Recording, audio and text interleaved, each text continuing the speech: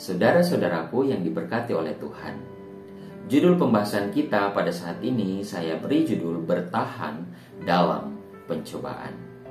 Tentunya kita semua rindu agar bisa bertahan di dalam pencobaan, ya, apalagi ketika kita masih hidup di atas dunia ini. Saudara-saudaraku yang diberkati oleh Tuhan, kita akan belajar dari kitab Yakobus pasal 1 ayat 12 sampai 21, ya. Ayat 12 sampai 21.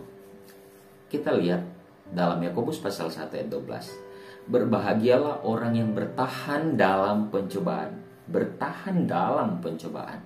Sebab apabila ia sudah tahan uji, ia akan menerima mahkota kehidupan yang dijanjikan Allah kepada barang siapa yang mengasihi dia. Luar biasa, bukan?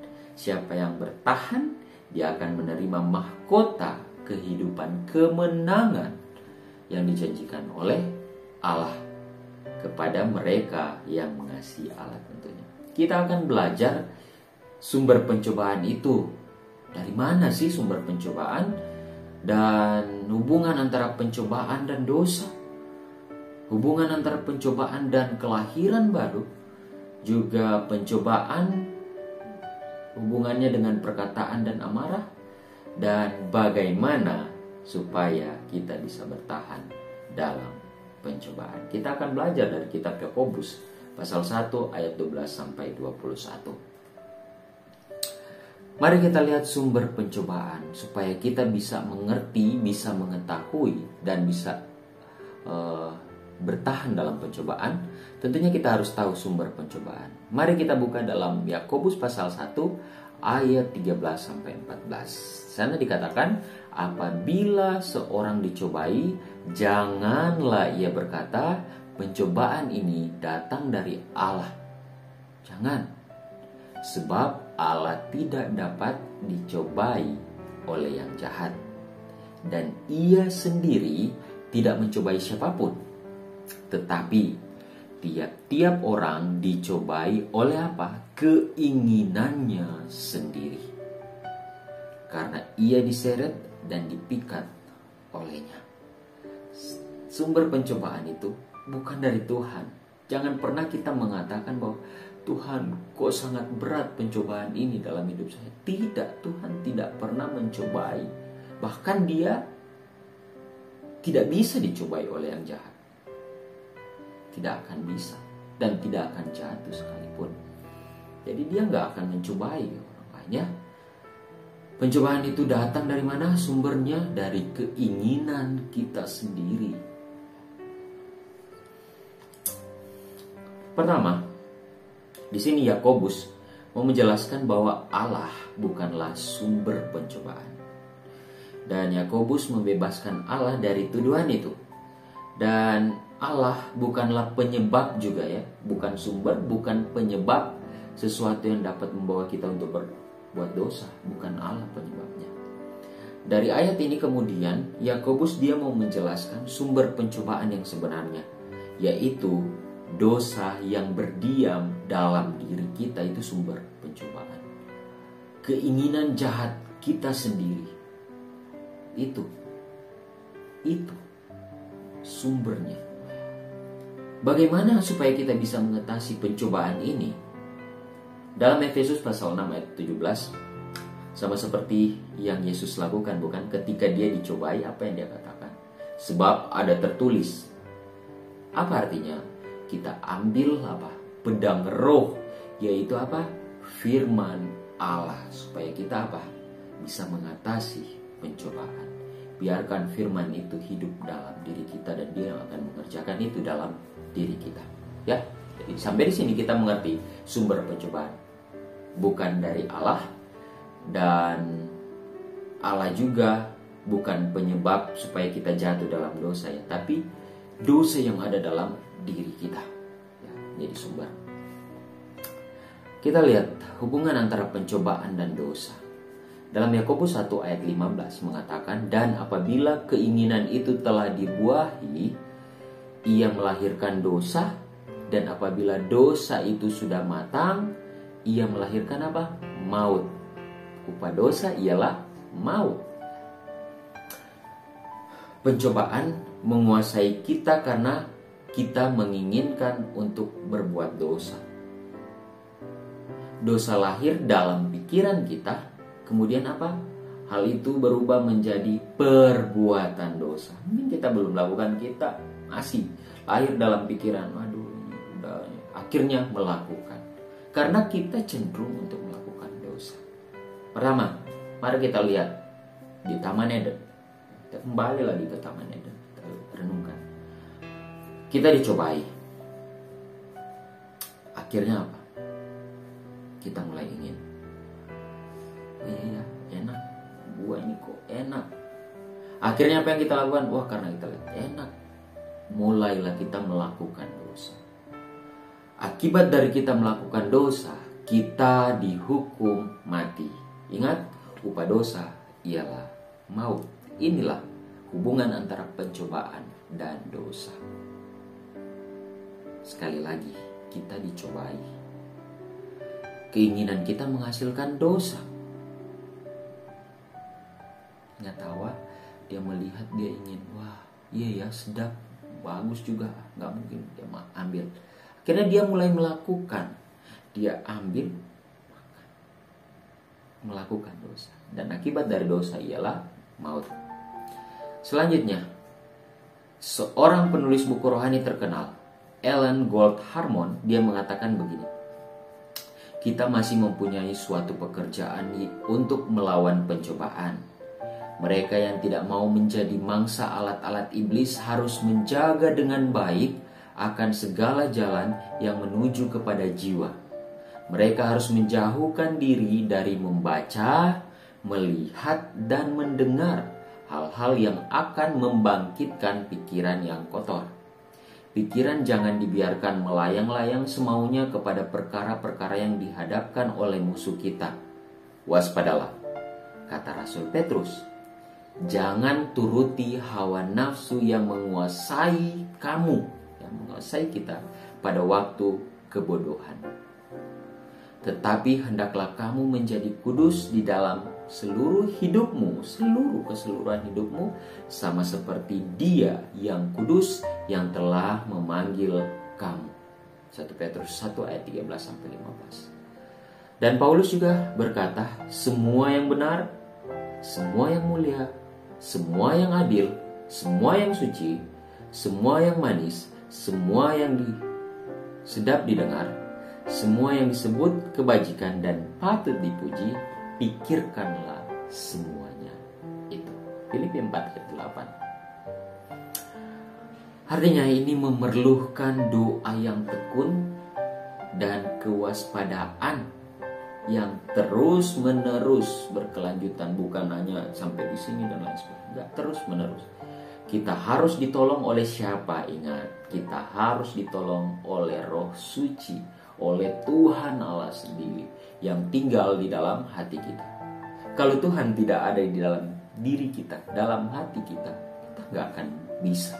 Karena hanya Tuhan yang mengerjakan itu dalam kehidupan kita, yang akan mengangkat pikiran kita ke atas dan mengisinya dengan hal yang suci dan bersih. Dan kita harus mempelajari firman Allah dengan apa? Sungguh-sungguh. Dengan apakah seorang muda mempertahankan kelakuannya bersih? Dengan menjaganya sesuai dengan firman Tuhan. Pemazmur juga mengatakan, dalam hatiku aku menyimpan janjimu supaya aku jangan berdosa terhadap engkau. Firman Tuhan harus ada dalam hidup kita. Dan biarkan firman ini yang mengerjakan di dalam diri kita. Karena segala sesuatu yang kita lakukan terbaik sekalipun tidak akan membenarkan kita di hadapan Allah. Hanya kebenaran Yesus Kristus, firman itu, yang akan membenarkan kita. Saudara-saudaraku yang diberkati oleh Tuhan, apa hubungannya pencobaan dan lahir baru? Dalam Yakobus pasal 1 ayat 16-18 katakan, saudara-saudara yang kukasihi, janganlah sesat. Setiap pemberian yang baik dan setiap anugerah yang sempurna datangnya dari atas, diturunkan dari Bapa segala terang, Padanya tidak ada perubahan atau bayangan karena apa? Pertukaran. Atas kehendaknya sendiri, ia telah menjadikan kita oleh firman kebenaran. Atas kehendak Tuhan sendiri, ya, supaya kita pada tingkat yang tertentu menjadi anak sulung di antara semua ciptaan. Luar biasa betapa baiknya Tuhan, bukan? Di sini Yakobus membawa pengharapan kepada kita dari ayat ini, ya, sehingga kita tidak akan apa? Menyerah begitu saja pada dosa atau cenderung berpikir bahwa Allah yang mencobai kita. Tidak. Paulus membawa pengharapan ini. Apa yang dia bawa?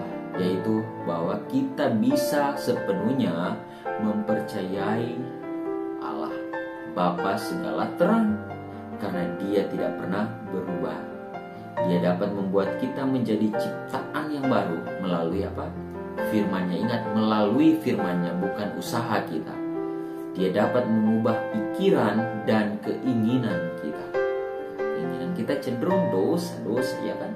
Tapi kalau Yesus, firman Tuhan, ada dalam hidup kita, maka pikiran kita, keinginan kita, hal-hal yang suci. Allah sangat mengasihi kita sehingga Ia memberi kepada kita.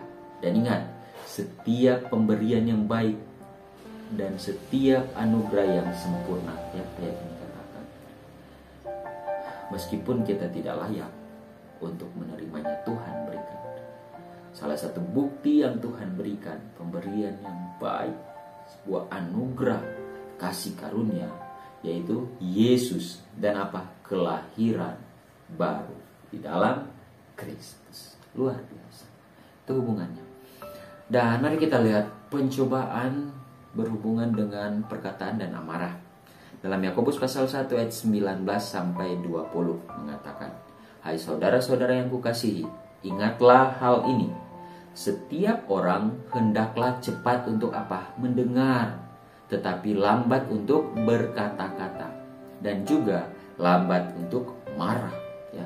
Sebab amarah manusia tidak mengerjakan kebenaran di hadapan Allah. Sedangkan perbuatan baik kita sekalipun sebaik apapun tidak mengerjakan kebenaran di hadapan Allah, Tuhan tidak akan terima kebenaran kita. Apalagi kita marah dalam amarah mengerjakan kebenaran, supaya kita apa? Dibenarkan di hadapan Allah. Tidak.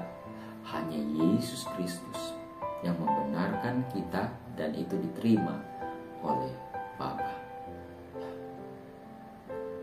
Mari kita lihat sifat manusia, ya, sebelum lahir baru. Lambat untuk mendengar,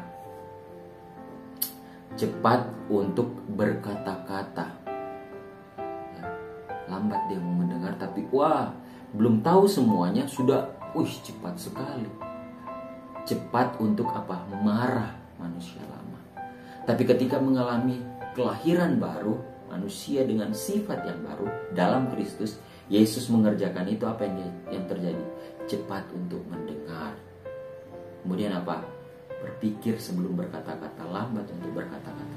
Ini benar atau tidak sih yang saya dengar? Jangan langsung apa? Nggak bisa seperti itu.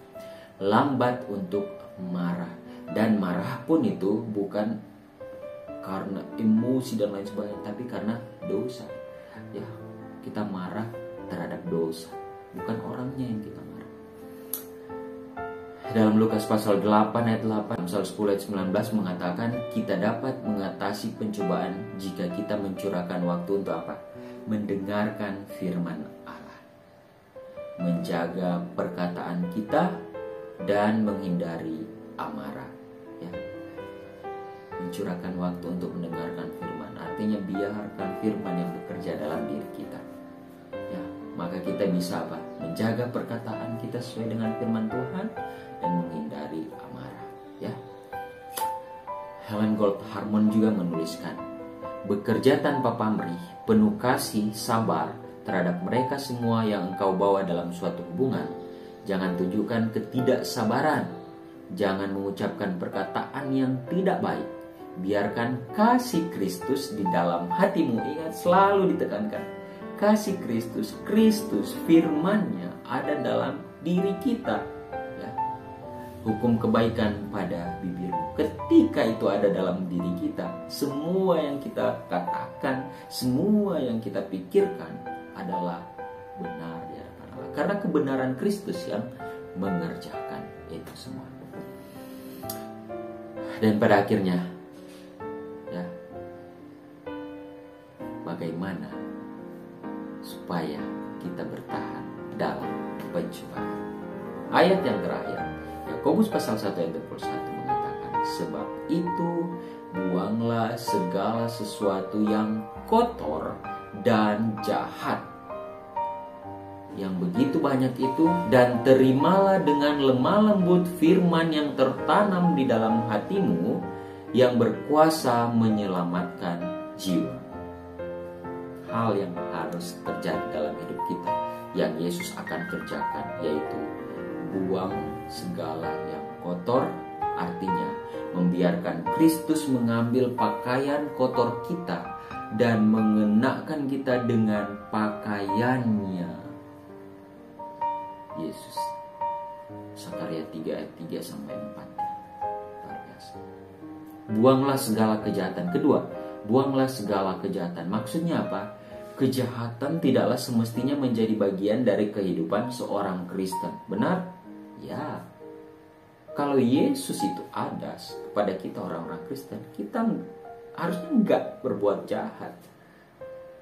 Fitnah, cara berpikir kita terhadap orang lain, mungkin saya atau kita, ya, bagaimana supaya bisa bertahan?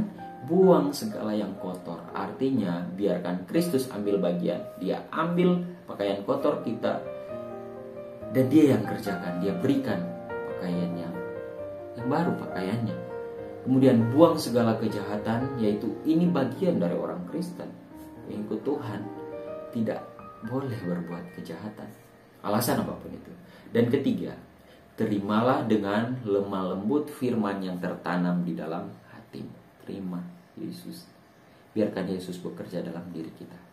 Kita harus menyerahkan semuanya kepada Yesus. Kita harus mati terhadap kebiasaan kita yang penuh dosa dan membiarkan Dia menciptakan kita kembali menurut gambarnya. Hal itu sama seperti benih yang mati bila ditanam, namun kemudian berkecambah. Ya, luar biasa. Dan yang terakhir, Allah memanggil kita semua, mereka yang mengetahui kehendaknya, untuk menjadi para pelaku firman-Nya. Kelemahan, keraguan-raguan, serta kebimbangan akan menimbulkan serangan dari setan. Dan mereka yang mengizinkan sifat-sifat ini bertumbuh akan menghasilkan ketidakberdayaan terhadap gelombang pencobaan. Kalau kita izinkan kebimbangan, kelemahan, keraguan-raguan dalam hidup kita setiap hari, padahal kita mengaku umat percaya, tapi kita banyak keraguan, kebimbangan, maka ini akan menghasilkan ketidakberdayaan terhadap pencobaan. Kita akan menyerah saat mengalami pencobaan. Tapi setiap orang yang mengaku nama Kristus diharuskan untuk bertumbuh. Kita percaya Yesus, kita bertumbuh pada ukuran kepenuhan Kristus, ya. Yesus Kristus yang bekerja, karena Dia kepala dari orang Kristen yang hidup. Luar biasa firman Tuhan. Yang kita sudah bisa mengerti bahwa kita akan bertahan dalam pencobaan ketika Kristus firman-Nya ada dalam hidup kita, bekerja dalam kehidupan kita. Maka Dia yang akan menggantikan pakaian kotor kita dengan pakaiannya, dengan tabiatnya. Dia yang kerjakan itu semua dalam hidup kita. Tuhan kiranya memberkati kita semua. Shalom.